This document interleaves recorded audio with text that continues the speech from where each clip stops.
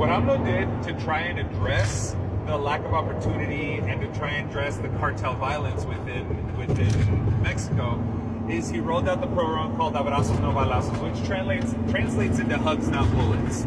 That doesn't mean that we're just gonna go fucking make peace and love with the cartels. What that means is that he has to address the issues from the root.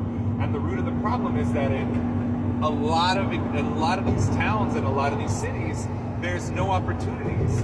So if you have no job opportunities, if you have an education, you can get a public education, but if you go through and you get a public education to be an engineer or be a doctor, and the salaries aren't there and the money's not there, you're either gonna dip out to another country, that's what brain drain is, or you're gonna fucking go to who has money, and the cartels are the only ones that are fucking hiring, right? So if you want to get into some money laundering or all kinds of other illicit activities, they're the ones that are there. They are supporting the formal and the informal economy in a variety of ways. It's kind of like, I don't even want to say a parallel economy.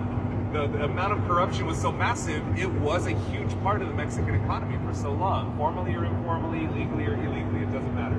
It was all mixed in together. So one of the programs that he introduced was, all right, from the low income folks from elementary school, we're going to give money directly to the families for all the students that are going to school. Middle school, we're going to give money directly to the students. High school, we're giving you guys a stipend and a scholarship as well. College education, we're giving you a stipend scholarship as well, right? And then once you get out, if you can't find a job up to the age of 20, it was all young people between the age of like 18 to 28. If you weren't going to school and if you weren't working, they would pay for you to be an intern at whatever company would take you on. So you sign up for the program, your company signs up, the company you're trying to work at signs up for the program, and the government was going to pay you for a full year. They were going to pay you a salary. Obviously it's not going to be the salary that company's going to pay you or this and that and the other, but compared to internship, I got a fuck ton of homies that did tattoo internships. That's 2 years where you're not getting paid shit.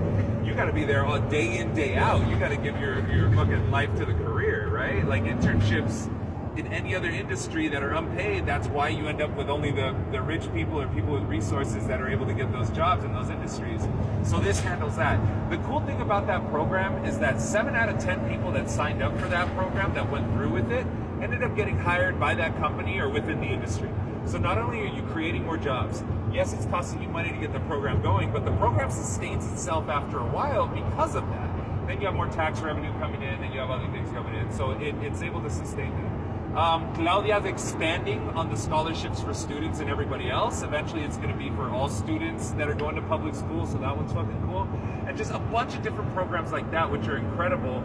And my personal favorite program is the Sembrando Vida one, which is all based around agriculture, greenhouse, reducing carbon footprint and everything else. And that program is fucking magnifique.